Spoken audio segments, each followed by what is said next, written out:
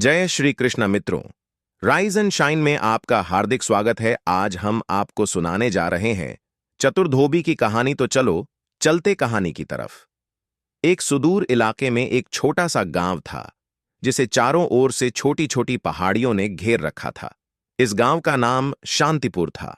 यहाँ की आबादी बहुत कम थी और यह गांव मुख्य इलाकों से काफी दूर बसा हुआ था। गांव तक पहुंचने के लिए एक संकरी और कच्ची सड़क थी जो मुश्किल से किसी गाड़ी के आने जाने लायक थी। दाम के आसपास का ज्यादातर इलाका बंजर था। हरियाली और फसलें तो जैसे यहां विरले ही नजर आती थीं। इस पूरे इलाके में अगर कोई चीज अलग थी तो वह था गांव के बीचों बीच खड़ा एक बड़ा सा पीपल का पेड़। इसकी घनी छाया जाम वालों के लिए ठंडी हवा का एहसास थी। वह पेड़ न केवल उनकी थकान मिटाता बल्कि उनकी कहानियों और यादों का भी गवाह था। गर्मी के दिनों में गांव के उस विशाल पीपल के पेड़ की छांव में बैठने का अनुभव किसी वरदान से कम नहीं था। उसकी ठंडी और घनी छाया से तपती धूप के बीच भी सुकून का एहसास होता था। लेकिन गांव का कोई भी आदमी उस पेड़ के पास जाने की हिम्मत नहीं करता था। इसका कारण था गांव का लालची और कंजूस बनिया। यह पेड़ बनिए के घर की दीवार के पास सूगा हुआ था और वह इसे अपनी संपत्ति समझता था। बनिया किसी को भी पेड़ की छाया का लाभ लेने नहीं देता था। अगर कोई गलती से वहां बैठता दिख जाता तो बनिया उसे डांट कर भगा देता। उसकी कंजूसी और हठधर्मिता के कारण गांव वालों में उसके प्रति नाराजगी तो थी, लेकिन कोई उसका विरोध करने की हिम्मत नहीं करता था। गांव का धोबी हर सप्ताह बनिए के घर से गंदे कपड़े इकट्ठा करता और उन्हें धोकर सुखाकर कुछ ही दिनों में वापस कर देता। इसके बदले में बनिया उसे कुछ पैसे दे देता था। एक दिन की बात है जब धोबी ने बनिए के घर से कपड़े इकट्ठे किए। दोपहर का वक्त था और सूरज आग बरसा रहा था। धोबी अपने गधे पर कपड़े लादे हुए लौट रहा था। तपती धूप से बचने के लिए वह इधर उधर छांव ढूंढ रहा था। चलते चलते वह उस पीपल के पेड़ के पास आ पहुंचा। उसकी निगाह उस ठंडी छाया पर गई तो मन किया कि कुछ देर वहीं रुक जाए। धोबी पीपल की ठंडी छांव में बैठकर थोड़ी देर सुस्ताने के बाद गहरी नींद में चला गया। मेहनत की थकान और तपती गर्मी के बीच उसे ऐसा सुकून शायद ही कभी मिला था, लेकिन उसकी यह राहत ज्यादा देर नहीं सकी। उसी वक्त बनिया किसी काम से अपने घर से बाहर निकला। जैसे ही उसने देखा कि धोबी उसके पेड़ की छांव में आराम से खर्राटे ले रहा है, उसका खून खौल उठा। बनिया गुस्से से लाल पीला होकर धोबी के पास गया और बिना कुछ कहे लात मारकर उसे जड़ा दिया। धोबी हड़बड़ा कर उठा और घबराहट में अपनी धोती संभाले हुए बनिए की तरफ देखने लगा। बनिया गुस्से से चीखते हुए बोला, तुझे किसने इजाजत दी? यहां सोने की यह पेड़ और इसकी छांव मेरी है, किसी के बाप की नहीं जो यहां बैठकर आराम करे। धोबी बेचारा शर्मिंदा हो गया। उसने सिर झुकाकर माफी मांगते हुए कहा, हुजूर मुझे माफ कर दीजिए। मैं बहुत थक गया था और यह गर्मी बर्दाश्त नहीं हो रही थी, इसलिए मैंने सोचा कि कुछ देर पेड़ की छांव में बैठ जाऊं। मुझे नहीं पता था कि कब नींद आ गई। धोबी की यह बात सुनकर बनिए का गुस्सा और बढ़ गया। वह चिल्लाने लगा, तू क्या समझता है? ये तेरी जमीन है, ये पूरा पेड़ मेरा है। पूरे गांव को पता है कि मैं किसी को भी इसके नीचे बैठने की इजाजत नहीं देता। तुझे भी यहां रुकने का कोई हक नहीं है। धोबी ने बनिए के इस रवैये पर मन मसोसते हुए कहा, हुजूर, मैं बरसों से आपके कपड़े धो रहा हूं। मेरा बाप भी आपके घर की सेवा करता था। मैंने बस थोड़ी देर के लिए इस छांव का सहारा लिया, तो इसमें आपका क्या नुकसान हुआ? पेड़ की छांव तो भगवान की देन है, इसे कोई कैसे बांध सकता है? लेकिन बनिए पर इस बात का कोई असर नहीं हुआ। उसकी लालच और हठधर्मिता इस पेड़ को एक अमानवीय स्वामित्व में बदल चुकी थी। बनिए की बात सुनकर धोबी भौंचक्का रह गया। उसने हैरानी से पूछा, आप इस पेड़ की छांव की भी कीमत वसूल करेंगे? भला छांव की भी कोई कीमत होती है? बनिया अपनी अकड़ में मुस्कुराया और बोला, बिल्कुल होती है। इस दुनिया में कुछ भी मुफ्त में नहीं मिलता। मेरे पेड़ की छांव भी नहीं मिलता। धोबी ने गुस्से और निराशा को दबाते हुए पूछा, अच्छा तो बताइए, इस पेड़ की छांव की कीमत क्या है? बनिया अपनी मूंछों को ताव देते हुए बोला, छांव का आनंद लेना है तो हर घंटे के हिसाब से 1 रुपया देना होगा।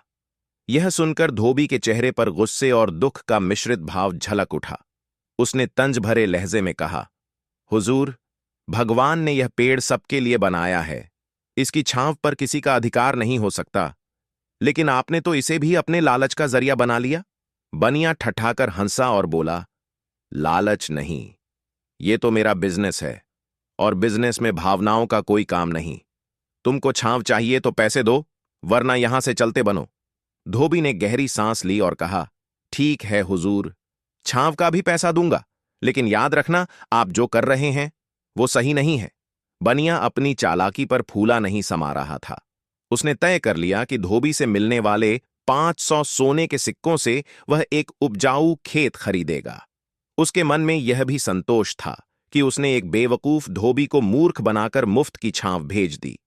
एक ऐसी छांव जिसका लाभ उसने खुद या उसके परिवार ने कभी नहीं उठाया था। लेकिन बनिया इस बात से अनजान था कि धोबी उतना बेवकूफ नहीं था जितना वह समझ रहा था। धोबी ने घर पहुंचते ही अपनी पत्नी के पास जाकर कहा, मुझे अपने सोने के गहने दे दो, मुझे उन्हें सुनार के पास गिरवी रखकर कुछ पैसे लेने हैं। धोबी की पत्नी हैरान होकर बोली, इतनी बड़ी रकम कि अचानक क्या जरूरत पड़ गई? धोबी ने गंभीरता से कहा, मैं बनिए के घर के पास जो पीपल का पेड़ है उसकी छांव खरीदना चाहता हूं। इस तपती गर्मी में उसके नीचे आराम करना चाहता हूं। धोबी की बात सुनकर उसकी पत्नी सन्न रह गई।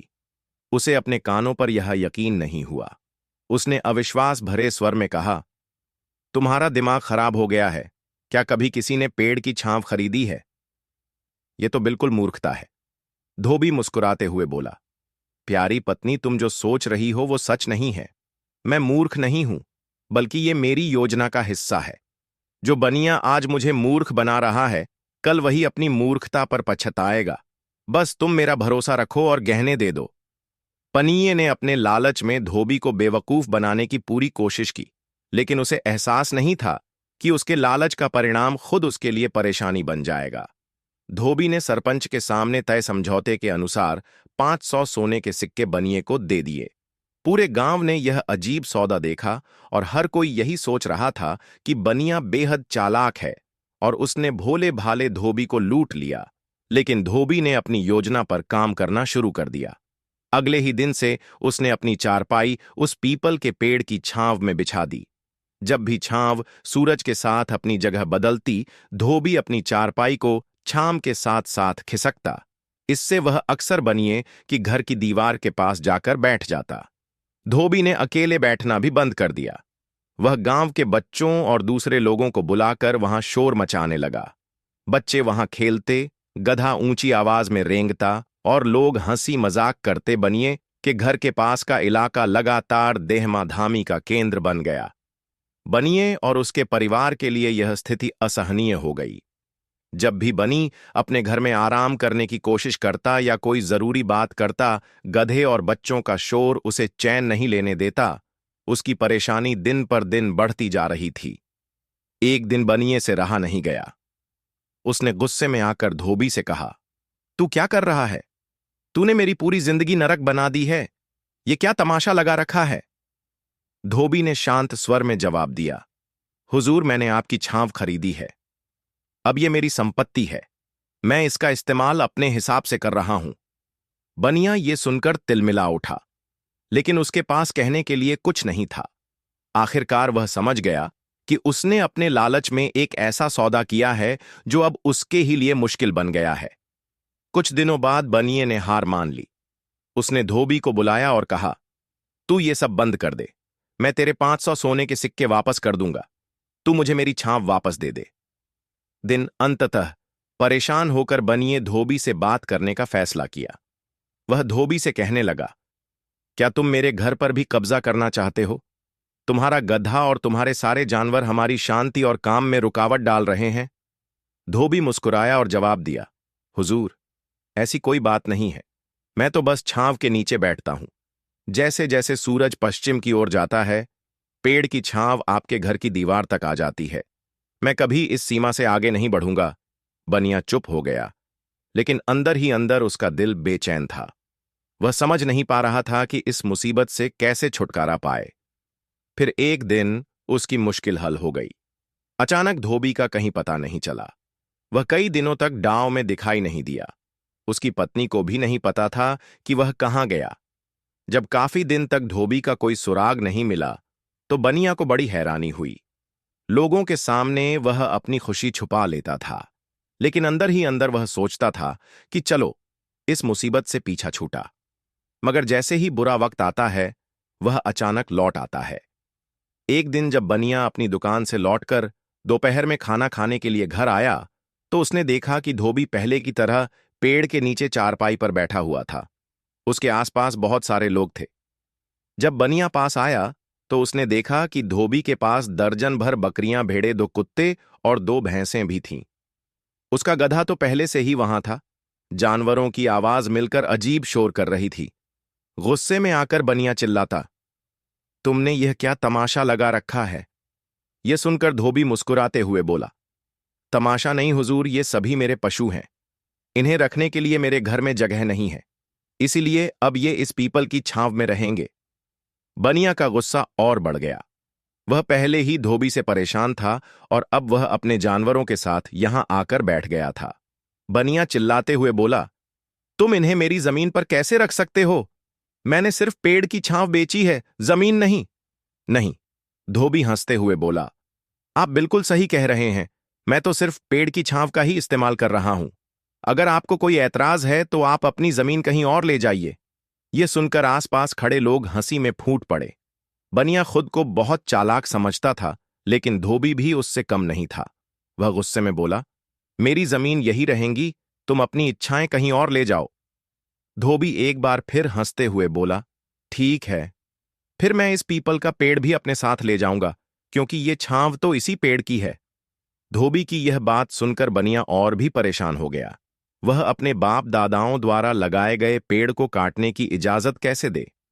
उसने अपने परिवार, दोस्तों और रिश्तेदारों से सलाह ली और फिर यह तय हुआ कि धोबी के साथ पेड़ की छांव बेचने का समझौता तोड़ दिया जाए। अब बनिए के पास धोबी को जुर्माने की रकम देने के अलावा कोई दूसरा विकल्प नहीं था।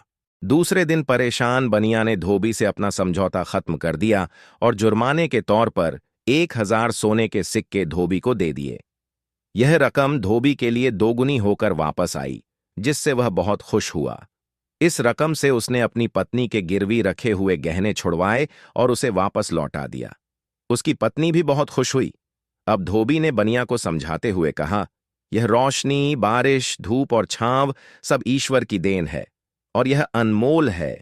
इन पर किसी का कब्जा नहीं जमाना चाहिए, बल्कि सबके साथ मिलकर इनका फायदा उठाना चाहिए। बनिया को अब यह बात समझ में आ गई थी। इसलिए उस दिन के बाद से उसने कभी भी किसी भी गांव वाले को पीपल की छांव में बैठने से मना नहीं किया। तो दोस्तों, उम्मीद है यह कहानी आपको पसंद आई होगी। वीडियो को लाइक करें, शेयर करें और चैनल राइज एंड शाइन को सब्सक्राइब करें।